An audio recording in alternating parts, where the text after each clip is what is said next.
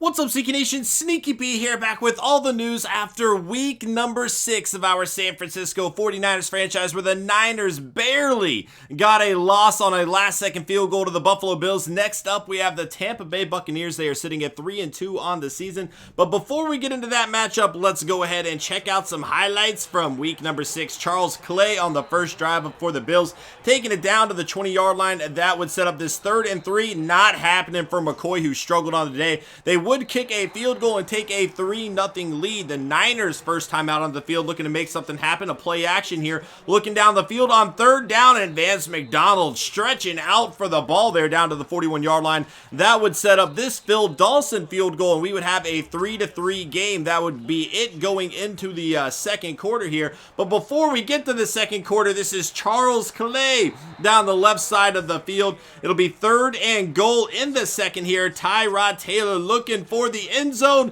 and he is going to find Jones in the end zone. That is going to be James Jones beating Tremaine Brock, who could have knocked down the ball there. 3rd and 9, the Bills do have the ball back, looking to extend the lead, and another crazy throw, and this is Robert Woods on the reception. A dangerous throw, but it would work out. That would bring up 3rd and 12, and Goodwin would take it down to the 4-yard line. 3rd and goal. McCoy punches it into the end zone there, and the Bills on top 17-3. And then right before halftime, we have Corey Graham making the play this time. Blaine Gabbert, the only guy who can catch him, but that's not gonna happen. 24-3. The Niners are not done yet, though. They do still have some time to work with, and Vance McDonald plans on making the most of it. Here he is, getting the Niners good field position. Maybe should have had a touchdown there, but he was chased down. 2nd and goal, though. Selleck would get the touchdown. 24-10 going into halftime. The Niners would start off with the ball in the second half, but they go 3 and out. This would give the Bills the ball, and another 3rd down conversion. The story of the day for the Bills offense. Here they are again on 3rd down this time, and wide open. Charles Clay down to the 2-yard line. That would set up this 1st and goal, but the Niners defense has other plans. Brooks getting the sack, Buckner recovering the fumble before it even touched the ground, and he is going to take it past midfield, setting the Niners up with good field position here, and they are looking to capitalize. Carlos Hyde down the left side of the field is going to take it down to about the 17-yard line, and that would set up this Chandron pitch into the end zone, touchdown for the 49ers.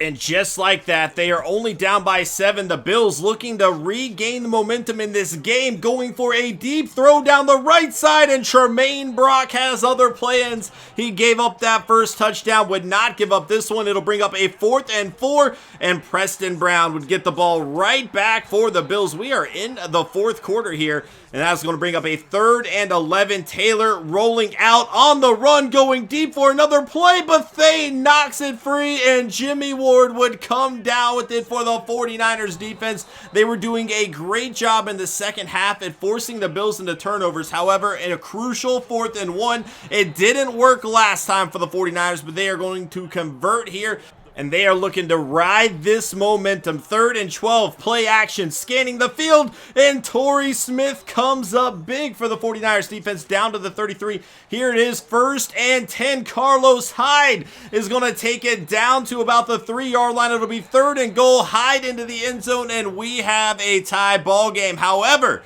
the Bills, time is still on the clock. 1.5 minutes to go. 2nd down and 10 on the left side. Sammy Watkins with a ridiculous catch to the 47-yard line. 1st and 10. Taylor again going to find Clay this time, and the Bills would march it down the field and kick a last-second field goal to win 27-24 over the 49ers. It was a tale of 2 halves. However, the Bills going to come out on top in a heartbreaking loss for this San Francisco 49ers team.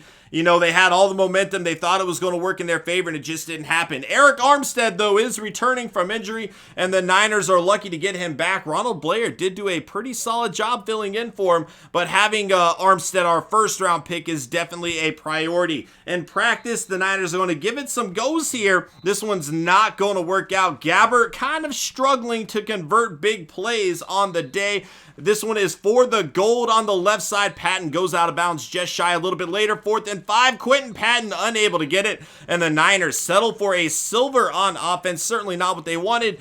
But overall, they looked okay. They were at least completing their passes. They needed to pick up those first downs. On to defense now. That is a wild throw by Blaine Gabbert. That'll bring up a 3rd and 3 on the right side. He would convert to McDonald here. 2nd and goal now on the right side. Tremaine Brock, who has been pretty good at making some plays lately, even if he has gotten burned a time or two, would get the interception there. 1st and goal, though. Quentin Patton will get the touchdown, and the Niners going to have to reset the drill here. 1st and 10. Gabbert over the middle, intercepted. Navarro Bowman going to make the play on the ball this time. That'll bring up a 1st and goal over here, and McDonald into the end zone. Touchdown for the 49ers. To reset the drill again. Let's go. Let's see if we can get this one right. 3rd and 4, and a big conversion. Vance McDonald, another touchdown, and the offense looking good on this drill as McDonald playing a big factor in that, converting a 4th and 1 there. It'll be 3rd and goal. The Niners need a stop here. Pressure coming. Gabbert to the back of the end zone has Torrey Smith, and the Niners defense going to settle for a silver as well. Let's go ahead and get into the press questions. Quan Pham, I hope I said your name right. Are you going to make trades before the deadline? Right now, we are looking to rebuild through free agency and the draft. We don't have plans to trade anybody. We have some players on the trade block, but haven't heard anything back for them. And we are just content moving on with what we have now. Bradley Beaton asks, are you going to be focusing on defense in the draft unless there's a star quarterback that you love there? Obviously, defense has been the issue a lot this season. Right now, we are not in a position to be picking and choosing specifically one spot that we need to address. We really have needs all over the field, and regardless of position, we are just looking for best player available or player that we see a lot of potential in. The one thing that I can pretty much say we probably are not going to pursue in the first round is going to be defensive line. We have a lot of young players there, and we're pretty content with that. But other than that, we are looking for best player available. And then a frequently asked question is Colin Kaepernick going to get some time? And right now, that's not in the plans. Blaine Gabbert's actually moving the ball okay. He might be turning the ball over a bit more than we would like, but we've been asking him to throw more than he's comfortable with, that we are comfortable with him throwing, I should say. Right now, Blaine Gabbert's our guy moving forward. That is going to be it for the press questions. Let's go ahead and check out the stats from around the league.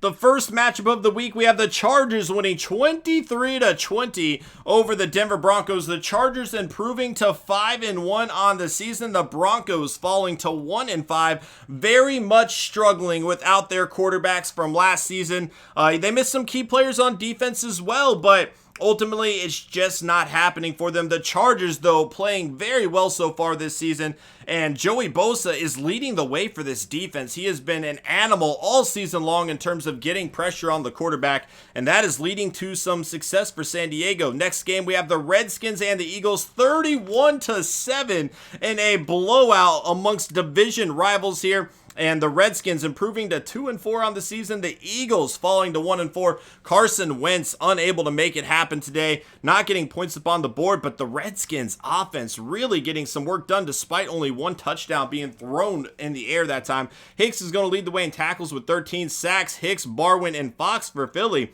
So the Redskins not even getting a whole lot of pressure on Wentz, at least not that resulted in sacks, but Redskins still going to get the victory today. And forcing the fumbles seems to be pretty key there. They did recover one of those.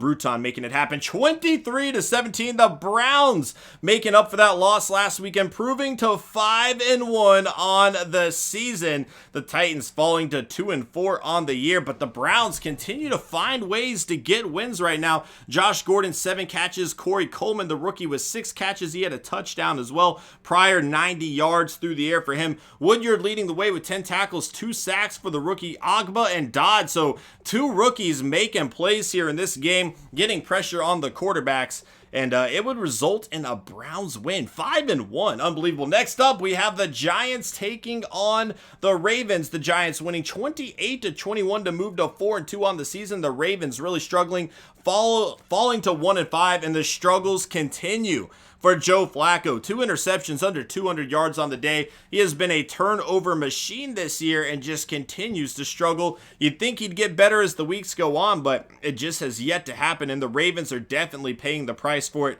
figuratively and literally. He has a monster contract. 4 sacks for Elvis Doomerville, though. A monster game from the veteran there to go with the 11 tackles that he had as well. Moore and Hall going to get the interceptions on the day for the Giants defense. And then Jason Pierre-Paul is going to force a fumble as well. The Ravens would recover one of the 2 fumbles they forced. Next up, the Panthers, 42-10 over the Saints, 21 fourth quarter points. The Panthers improving to 3-3 and starting to build some momentum now. The Saints falling to 2-3. The Panthers are not out of it yet despite the early struggles, and their offense is starting to get into some rhythm here. They are definitely looking to take the next step. Cameron Jordan leading the way with 12 tackles on the day, 4 sacks, 3 of which are by the Panthers defense. Interceptions, 2 for Coleman, 1 for Alford, and 1 for Sterling Moore. As for fumbles, we have 1 forced by Charles Johnson. He would recover it. Next up, 31-10, the Jags taking down the Bears. The Jags improved to 3-2 on the season. The Bears falling to 2-4, and Jay Cutler, not a good game, throwing 4 interceptions, only 1 touchdown on the day for him. He did, actually Bortles ran for a touchdown, I'm sorry. Green with 98 yards on 7 catches, a pretty solid game from him there. Defensively, Cyprien and Hicks leading the way in tackles. 1.5 sacks for Odrick. A bunch of players going to be listed here with 1. And then Jalen Ramsey, the rookie, getting a half a sack as well. Cyprien with 2 interceptions. William Smith and Amuka Mara going to have an interception as well for the defense here. And then Joe Thomas would force a fumble. Nobody recovered this one. 27-16. The Lions taking down the Rams. And the Lions are the last undefeated team in the NFL, sitting at 6-0 right now. Still getting victories. The Rams, who were 4-1 coming into this game, fall to 4-2. They still have the lead in the division, but certainly not too happy with the game today. They did go against the Lions team that is playing with a lot of momentum right now. Robert Quinn, 4.5 sacks on the day, doing a great job of getting pressure on the quarterback. Levy, Lawson, and Johnson going to have the interceptions on the day, and there are 2 fumbles. McDonald and Bush forcing the fumbles. None of those were recovered. 48-10, the Steelers getting the victory over the Dolphins. The Steelers improved to 3-3 on the season. Like the Panthers, they are starting to get into some rhythm now. The Dolphins are going to fall to 2-4 on the year. Parker with 5 catches, Bryant with 5 catches. Nobody getting an extraordinary amount, but Antonio Brown with 2 touchdowns on the day. Kiko Alonso going to lead the way with 10 tackles there. Sacks, 1 for Wake, Williams, and Ellis. Interceptions, we have 1 going to Aaron Colvin, the 3rd-year pro out of Oklahoma there. Oh my gosh, I can't even speak anymore. Shazier would force and recover a fumble. 28-28, we have a tie between the Cincinnati Bengals and the New England Patriots here. The Patriots falling to 3-2-1, the Bengals 2-3-1. It's so weird. I don't want to say this every week. I hate ties. They need to move it to a college system or something to get rid of this. This is just ugly. I hate looking at it in the freaking standings. It's terrible. Maluga, though, 15 tackles on the day for him. 1.5 sacks for Chris Long. He has been great for this New England defense as well. Throughout the season, he's been getting a lot of sacks. Ryan and Aloka getting the interceptions on the day. And then Margus Hunt going to force a fumble and recover it. Next up, 24-14, the Chiefs taking down the Raiders. The Chiefs improving to 3-2 on the year. The Raiders falling to 2-4. Alex Smith, 2 touchdowns, 1 interception on the day. 75 yards for Jamal Charles and a touchdown. Receiving, Andre Holmes, 9 catches, 117 yards. Chris Conley with a good game as well. And then 2 catches, 2 touchdowns for Harris there. Defensively, Connor leading the way in tackles.